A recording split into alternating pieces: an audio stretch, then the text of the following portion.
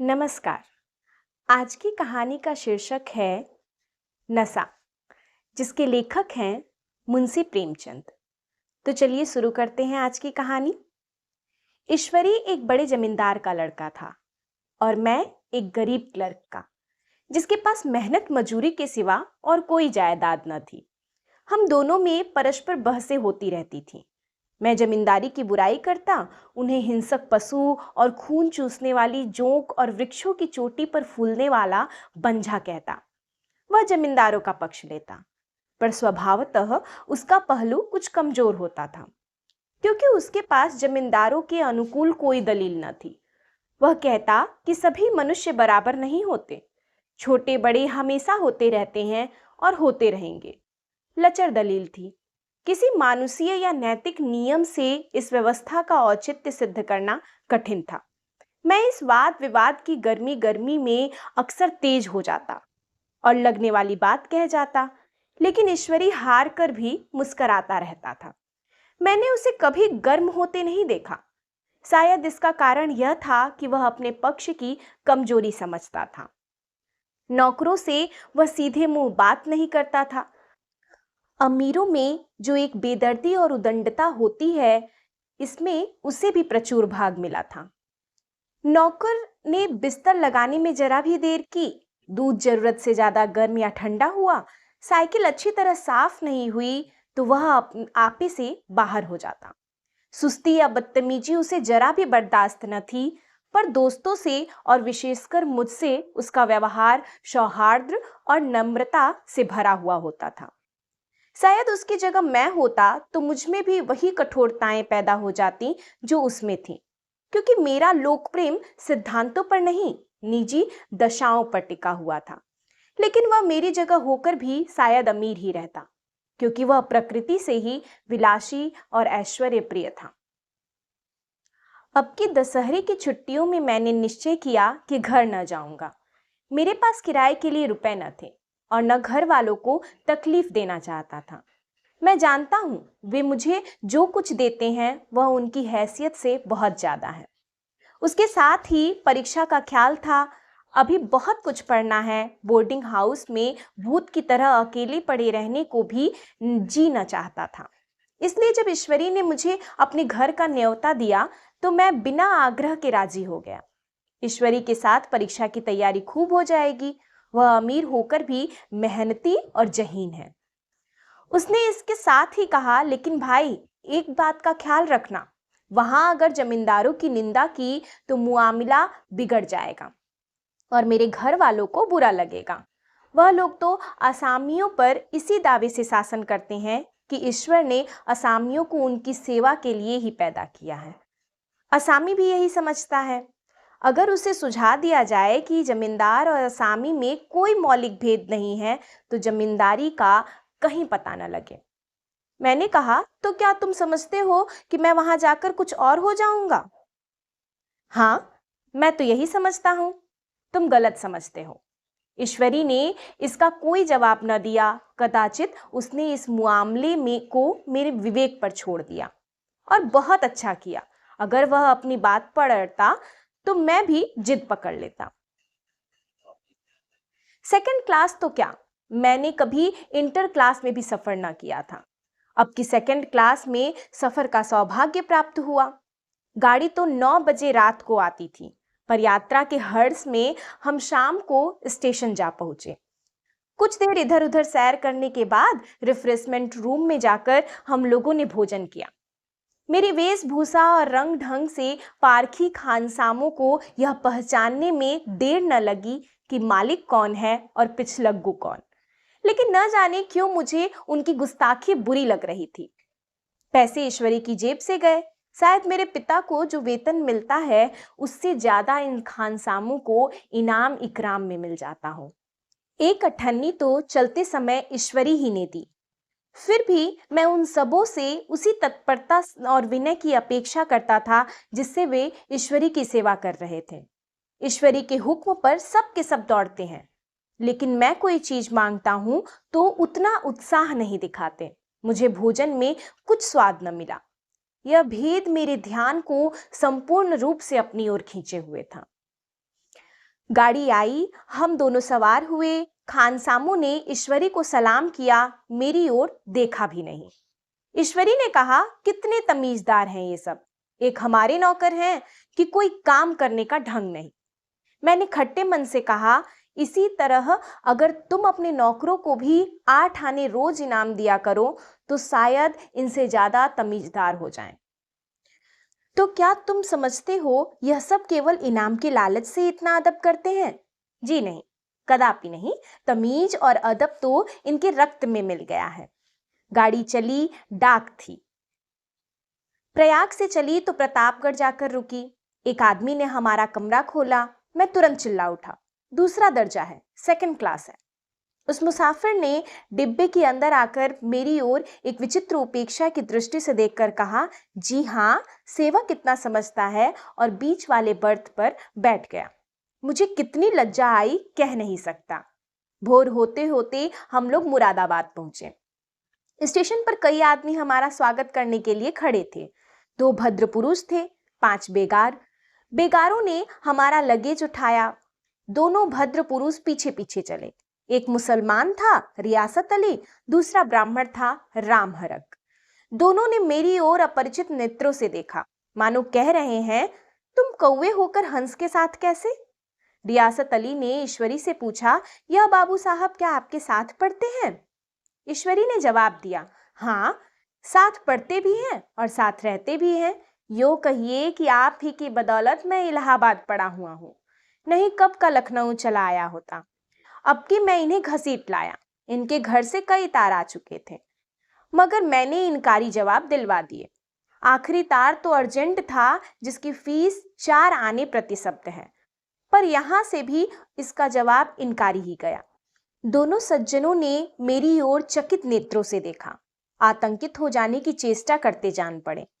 रियासत अली ने अर्धशंका के स्वर में कहा, लेकिन आप बड़े सादे लिबास में रहते हैं। ईश्वरी ने शंका निवारण की, महात्मा गांधी के भक्त हैं साहब, खद्दर के सिवा कुछ पहनते ही नहीं, पुराने सारे कपड़े जला डाले। यो कहो कि राजा हैं, 2.5 लाख सालाना की रियासत है, पर आपकी सूरत देखो तो मालूम होता है कि अभी अनाथालय से पकड़कर आए हैं। राम हरक बोले, अमीरों का ऐसा स्वभाव बहुत कम देखने में आता है, कोई भाप ही नहीं सकता। रियासत अली ने समर्थन किया, आपने महाराजा चांगली को देखा होता तो दांतों तले उंगली दबाते। एक गाढ़े की मिर्जई और चमरौधे जूते पहने बाजारों में घुमा करते थे। सुनते हैं एक बार बेगार में पकड़े गए थे और उन्हीं ने 10 लाख से कॉलेज खोल दिया। मैं मन में कटा जा रहा था, पर न जाने क्या बात थी कि यह सफेद झूठ उस वक्त मुझे हास्यास्पद न जान पड़ा। उसके प्रत्येक वाक्य के साथ मानो मैं उस कल्पित वैभव के समीपतर आता जाता था। मैं सहसवार नहीं हूं।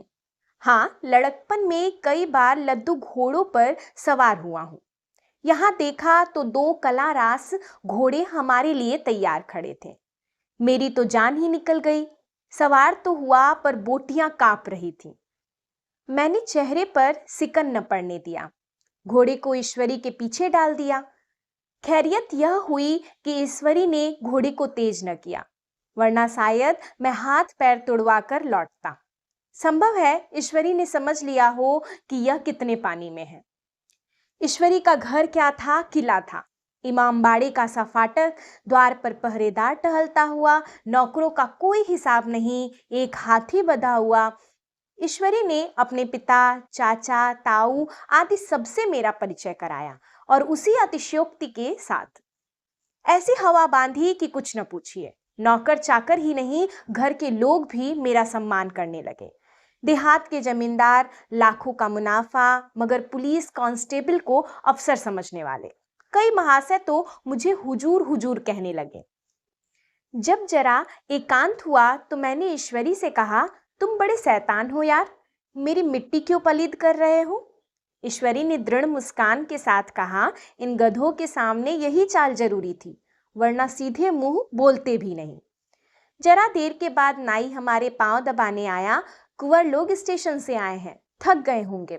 ईश्वरी ने मेरी ओर इशारा करके कहा, पहले कुंवर साहब के पांव दबा। मैं चारपाई पर लेटा हुआ था। मेरे जीवन में ऐसा शायद ही कभी हुआ हो कि किसी ने मेरे पांव दबाए हों। मैं इसे अमीरों के चोचले, रईसों का गधापन और बड़े आदमियों की मुटमर्दी और जाने क्या क्या कहकर ईश्वरी का परिहास किया करता था। और आज मैं पोतड़ों का रईस बनने का स्वांग भर रहा था। इतने में 10 बज गए। पुरानी सभ्यता के लोग थे। नई रोशनी अभी केवल पहाड़ की चोटी तक पहुंच पाई थी। अंदर से भोजन का बुलावा आया। हम स्नान करने चले गए। मैं हमेशा अपनी धोती खुद छाट लिया करता हूं, मगर यहां मैंने ईश्वरी की ही भांति अपनी धोती भी छोड़ दी। अपने हाथों अपनी धोती छाटते शर्म आ रही थी। अंदर भोजन करने चले। हॉस्टल में जूते पहने मेज पर जा डटते थे। यहाँ पांव धोना आवश्यक था। कहार पानी लिए खड़ा था। ईश्वरी ने पांव बढ़ा दिए। कहार ने उसके पांव धोए। मैंने भी पांव बढ़ा दिए।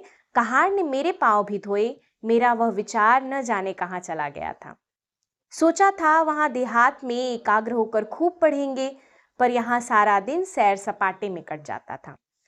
कहीं नदी के में बजरे पर सैर कर रहे हैं, कहीं मछलियों या चिड़ियों का शिकार खेल रहे हैं, कहीं पहलवानों की कुश्ती देख रहे हैं, कहीं शतरंज पर जमे हैं। ईश्वरी खूब अंडे मंगवाता और कमरे में स्टोव पर ऑमलेट बनते।